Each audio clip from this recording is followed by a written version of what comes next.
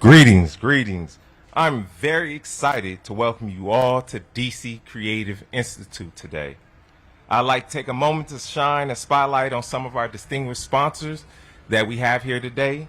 The Office of the Deputy Mayor for Planning and Economic Development, the DC Commission on the Arts and Humanities, Ms. Berry and the Recreation Wishlist Committee, Events DC, the Department of Employment Services, the Department of Park and Recreation, the Excalibur Group, and the Foreman Group. Each of these entities has played an integral role in making DCI's endeavors possible. Your belief in our cause and your generous contributions have made dreams turn into reality. We're not just thankful for your sponsorship, we are grateful for your partnership. Now, ladies and gentlemen, it is my distinguished pleasure to introduce someone whose vision has illuminated the Washington, D.C. area, not just in governance, but in the brilliance of creative enterprise. Our mayor has transformed this city into a canvas for young creative minds, breathing life into dreams, turning passion projects into purpose ventures. Through her unwavering leadership and commitment, she has made DC a beacon of creative entrepreneurship, proving that DC imagination is not just cultivated, but also valued. Please join me in welcoming a true champion of revitalizing small business in DC, our esteemed mayor, Muriel Bowser. Yes, ma'am. Thanks. Let's give Raji a big round of applause. And welcome to beautiful H Street. It is always, Anwar, I thought you would be saying, yay. It's always good to be here, to be with you, and to be celebrating DC small and local business. So again, thank you, Raji, for that introduction and for sharing your story and for really focusing on what creativity and culture in the arts community means to the to not only the downtown, but all corridors in Washington, D.C., especially local, vibrant, diverse corridors like H Street. I want to thank Deputy Mayor Keith Anderson, who I know you'll hear from, Sabangale Cook, and our entire business development team at DMPED. Give them a big round of applause.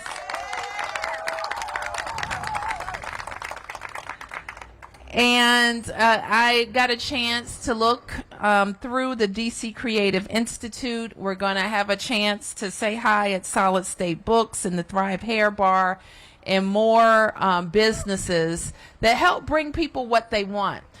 So sometimes we talk about supporting small and local businesses from the viewpoint of the business, but let's for a second think about the vantage point of local residents who want to be able to come to corridors, not have to leave their neighborhoods to get the things that they want and do the things that they want, but do them right on the corridor. And so we are always interested in supporting businesses that help bring that vibrancy to every corridor across 8 wards. In fact, our comeback plan really focuses on how more neighborhoods can have more of the amenities that everybody wants. I don't care where you live, you want the same things.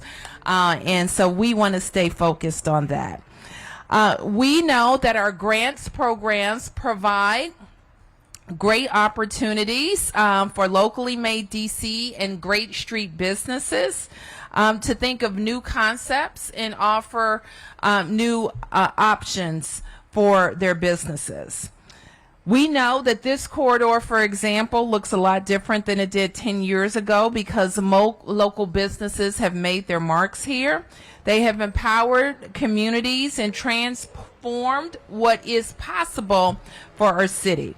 So, as I mentioned, our comeback plan supports this approach to transforming our city. So we want all entrepreneurs to be listening out there, and we want you to stay connected to how to get these resources that these business owners you hear will take advantage of. So with that, I want to ask Deputy Mayor Anderson to come forward.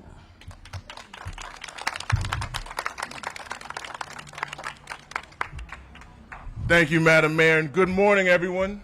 Good morning. I want to take this opportunity to say congratulations to the 2023 Great Streets and Locally Made awardees. Give yourselves a round of applause. Congratulations for all your hard work and everything you do for our city.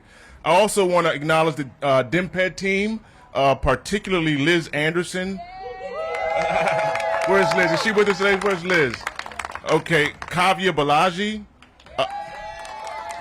who spearhead our Great Streets program under the leadership of Director of Business Development, Sabongale Cook, who's here with us today, and Deputy Director Jamie Scott, who is also here with us today. Now, I don't want to speak too long, but I think it's important to recognize the power of these programs. At DMPED, our commitment is to ensuring that our small businesses thrive. Since 2015, the Great Streets program has awarded over $40 million to more than 500 businesses. That's right, that does deserve a round of applause. Helping to create more than 2,000 jobs. And that's right. And since we've launched the Locally Made program in 2021, we have invested a total of $2.5 million in help businesses ramp up their light manufacturing capabilities. That's right. Nothing but good news. Nothing but good news. These programs help businesses renovate their storefronts, purchase necessary equipment, redesign their interiors, make infrastructure improvements, and bolster manufacturing capacity.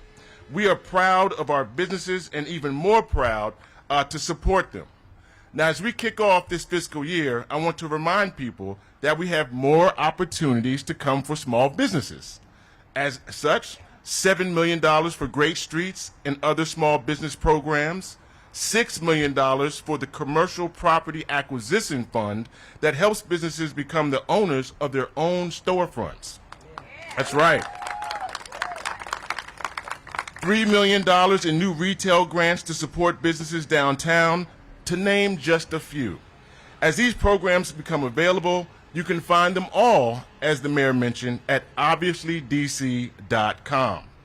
At DMPED, we believe that flourishing local businesses are the lifeblood of our neighborhoods, cultural centers of activity, and economic engines for our residents.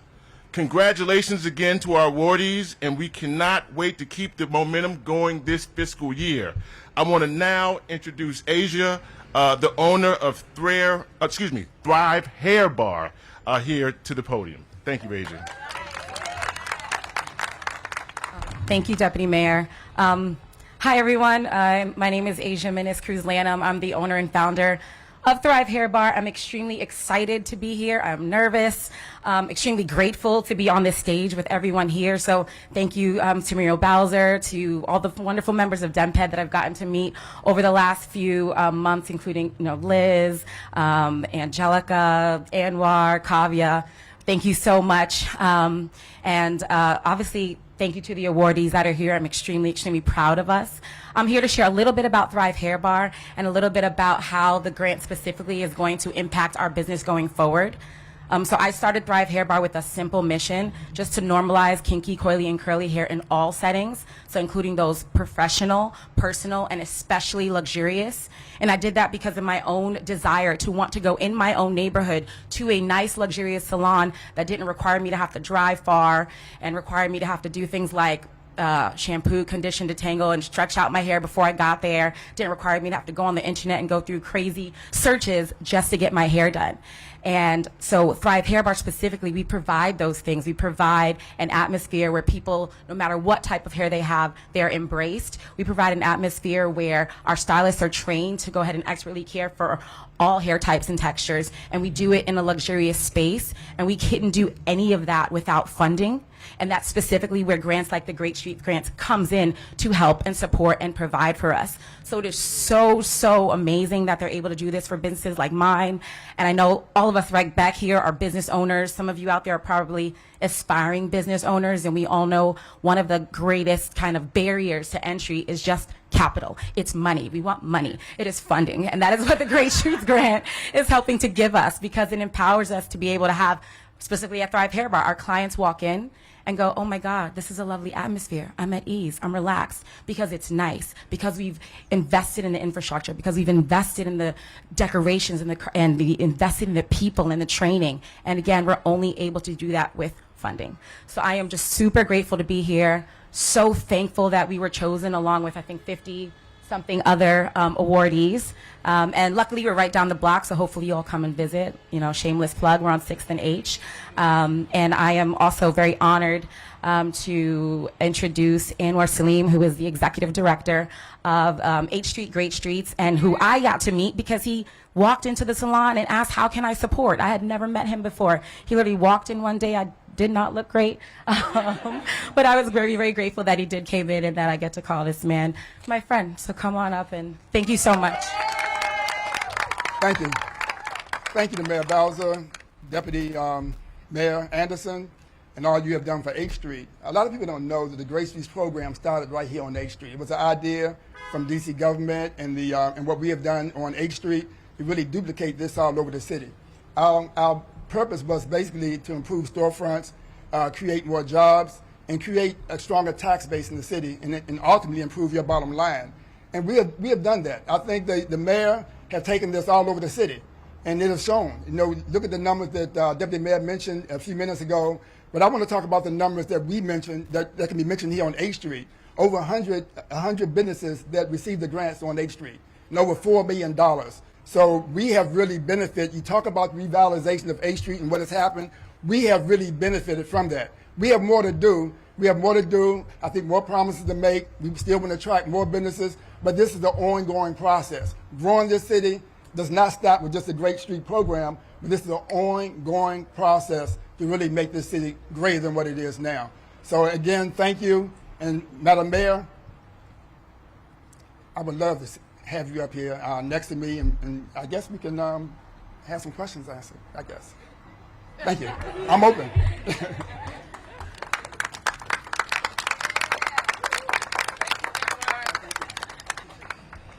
Okay, Anwar wants to take all the media questions, and I think I'm going to let him. All right.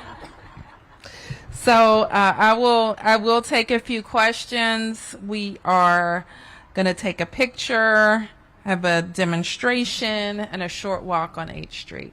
So any questions? Press questions, and I'll take the community questions. We can take on the walk. Okay? All right. Yes, Mark. Mayor Bowser, can you talk about the plans to expand the Main Street program, and what other neighborhoods might you be targeting with? I mean, as you know, Anwar said, it's been so successful, particularly here and in other parts of the city. You know, I'm thinking 8th Street and Barracks Row. What about plans to expand it to other communities? We don't have any plans to expand Main Street's program. Frequently during the budget season, council members will add new Main Streets. And when they do that, there has to be the corresponding funding to go with it. We think we're in the right places, and we want to make sure we're making the right investments in those locations. Any other questions? Yes, Delia. Certainly, I think lots of folks can consider your investment in local businesses and in the community and the job fair that you announced the other day as investments in our people, in our community, giving folks opportunities to thrive in the district. For sure. When there's a lot of crime surrounding so many of our neighborhoods. When there's a lot of attention being paid right now to the fact that we don't have a lot of police officers and the fact that we need to be creative, is this one way that we're being creative to combat our crime in the city? We're not talking about crime when we're talking about these businesses. We're talking about entrepreneurs who have a great idea or a great service or a great product, and they're making critical investments. As I mentioned earlier, we're also talking about what neighborhoods need, and the entrepreneurs that will be successful have identified what neighborhoods need, like H Street, and neighbors will support them. Now, we have many other ways that we support these businesses in staying safe, and one critical one is our camera rebate program. And we're asking not only these businesses, but everybody who's operating to participate in programs like that. So in the unfortunate case that there's a crime, any crime, and certainly a serious crime, we have the type of video footage that will be helpful. Now, to your point about opportunities, you're quite right that one reason we support local DC businesses is because they hire locally. And it creates more job opportunities for our residents. Yes. Griff Jenkins, Fox News. Just following up on the crime thing, wanted to ask you if you're frustrated or concerned about what appears to be a lack of prosecutions from the U.S. Attorney's Office. You're doing a lot of steps in trying to get crime and adding police, but it seems that the U.S. Attorney's Office has got, last fiscal year, 67% decline to prosecute cases. Well, we certainly want, and what I've said and what I had the opportunity to say when asked the same question some months ago in the Congress, is we want everybody to be working urgently. We want the work of our police and detectives honored. We want victims who've experienced loss honored. And we want community members to know that when we say we're holding people accountable, that's all the way through the process. Yes. This question may be more appropriate for Celine or Evander. Okay. H Street. Is H Street an opportunity zone or an enterprise zone? H Street is an opportunity zone. So when these businesses apply for this program, do they have to be in an opportunity zone in order to qualify? No, they do not. Great Streets has a whole, and I can ask Sambangale to talk about that, but they have a whole different set of criteria for Great Streets. It's pretty broad, the criteria. Yep, Sam.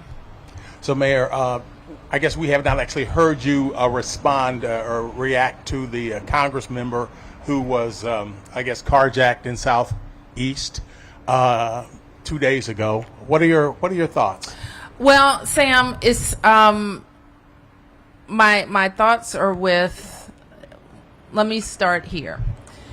What the congressman experienced, unfortunately, too many other people have experienced as well. And it highlights the fear that people have when confronted with a gun.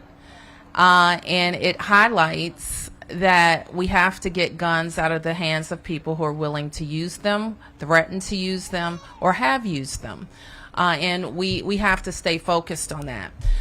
So what I would say, and I have some notes here, but I'll have the team go back and give you some numbers. As bad and as troubled as we are about that incident, we are seeing in the last 30 days, for example, were better than the first 30 or 60 or 90 days of this year as it relates to robbery and carjacking. Then that's no solace to anybody who's had that experience, and certainly people are still having that experience. But I'd rather us be on the trajectory for the last 30 days, the next 30 days, to improve over the first 30 days of the year. And that's the work that we're very focused on right now. Yes, Stephanie. Mayor, I got a question, because you and I have talked specifically about crime, what's happening in the city for a long time now. With regard to this current moment, do you find that there is a crime crisis in the city? Is this a city under siege?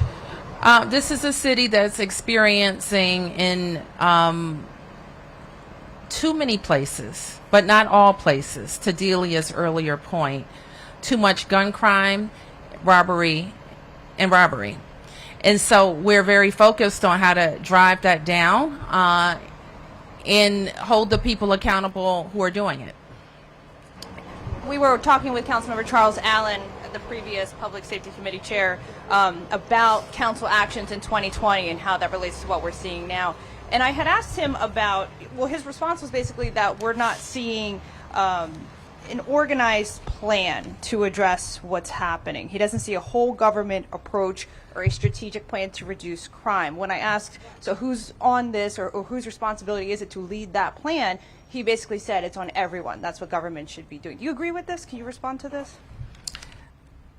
I mean, I've responded to it 1,000 different ways. I don't know another way to respond to the same question, other than to say we're focused on how to prevent people from getting into crime, how to remove guns from our streets, and how to make sure that people who are using guns are punished. And I have further said that I think that our ecosystem, including the one that is policy related, has been disrupted over actions that we have to reverse over the last several years. We're starting that process, but we're not finished. And we're just going to keep working to make sure that we have the laws that would help deter crime, that we have a policy environment laws that will help us make sure we have the number of police officers that we need.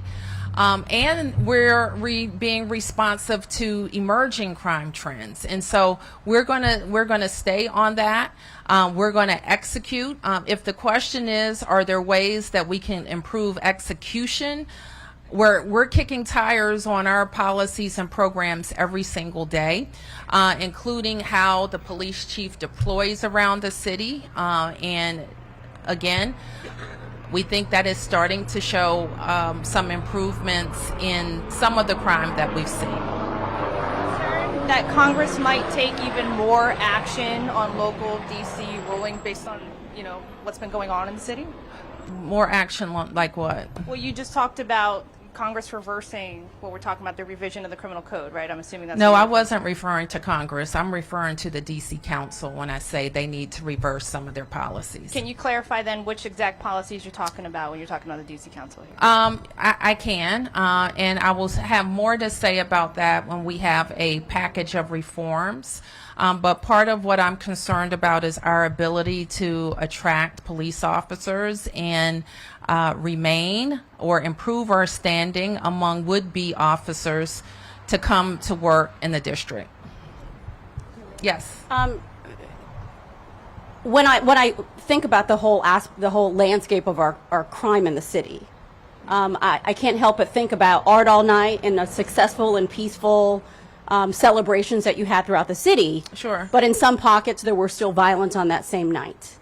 So what do you do to empower business owners, residents, artists to really take ownership of their city, to take stake in their neighborhood, to keep it safe, and to not live in that fear that you say so many are living through right now? Well, I think many people have taken heed to that. And thank you for raising, because I'm frequently asked, I think almost every person here has asked me before a major event, including the World Culture Festival, including Art All Night, including CBC, 8th Street Festival, where we've literally had hundreds of thousands of people participate without incident.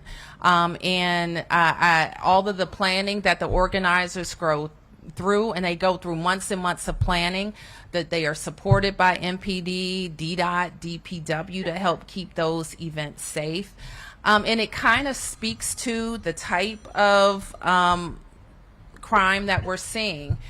It's not random, largely, and it frequently, especially when we're talking about guns, involves people who know each other and are settling disputes with guns. So that is a point that, is sometimes, it's a nuanced point and sometimes difficult to explain, but that is driving a lot of the gun crime in our city. People known to each other that are settling disputes with guns. How do you empower residents who may be fearful to take ownership and do something about the crime in their neighborhood? Well, a couple of things that we think neighbors could do is talk to us about what they know before a crime happens. So sometimes when I'm talking about neighbors, I'm actually talking about family members and associates who know that they have a gun in their house, who know that they have a loved one who may be on track to use that gun, to get to us and ask for help before it happens. Neighbors, we know, can help by having other positive community events. You just talked about one very positive community event. We all know, this is not news, that good behavior crowds out bad behavior. Great events counsel out negative events. And so as we are all thinking about how we can come together in our neighborhoods, like, to me, fall is block party season, where neighbors are getting together, kids are back in school and talking about what they want for their neighborhood. So all of those things are still on the table. Yes, Mark. Mayor Bowser, just following up on the congressman, have you spoken to the congressman or since the carjacking? I exchanged a message with the congressman, yes. Spoken with any other members of Congressman Comer or anybody? I haven't. Okay. And then on a separate topic, Events DC has acknowledged that they've reached a deal with the Nationals to replace the scoreboard and do some other improvements there. Chairman Mendelson has put a price tag, at least on the scoreboard, of about $20 to $22 million.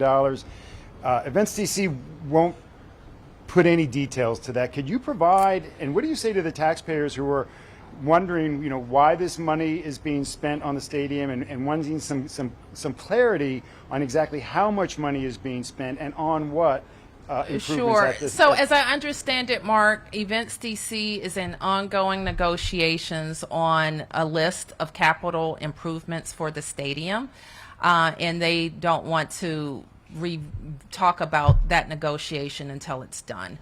And so the scoreboard is an element of it, but not the total package. I have encouraged them to make that information available to the public as soon as possible. It's part of a negotiation, but it's not a big secret, I don't think. But let me say something further. Why are we doing it? We own the stadium, and part of our lease with the Nats is that the district is responsible for reasonable maintenance of the facility. And so that is why the district, in this, our instrumentality, Events DC, is engaged in that negotiation.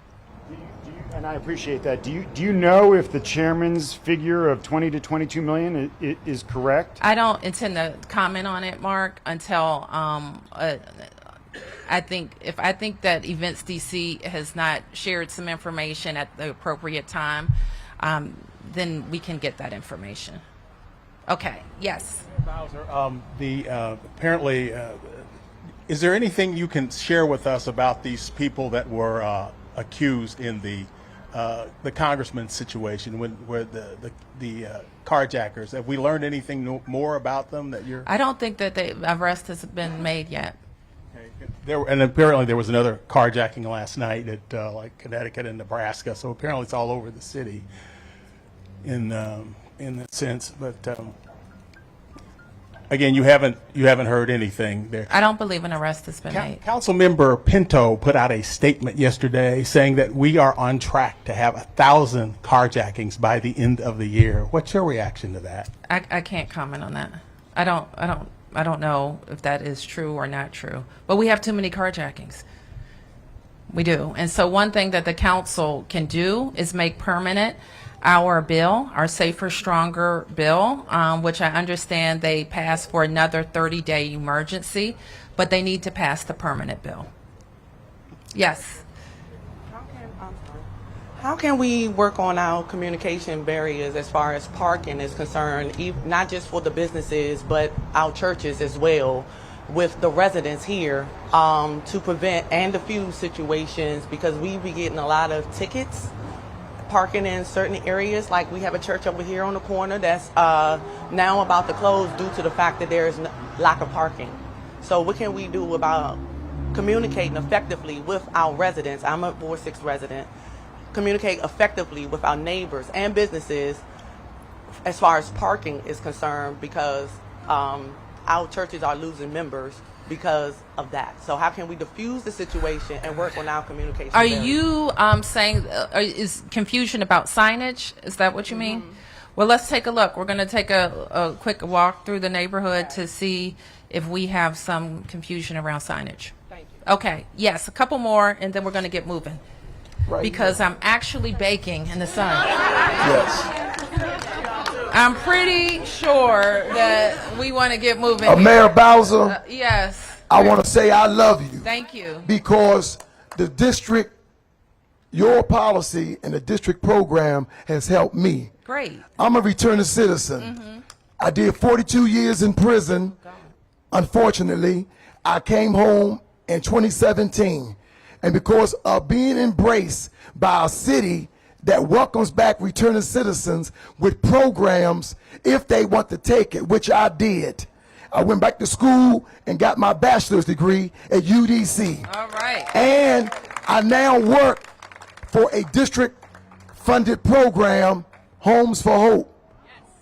And me being a counselor. So I live on 8th Street, that new building over there. And because of your policy,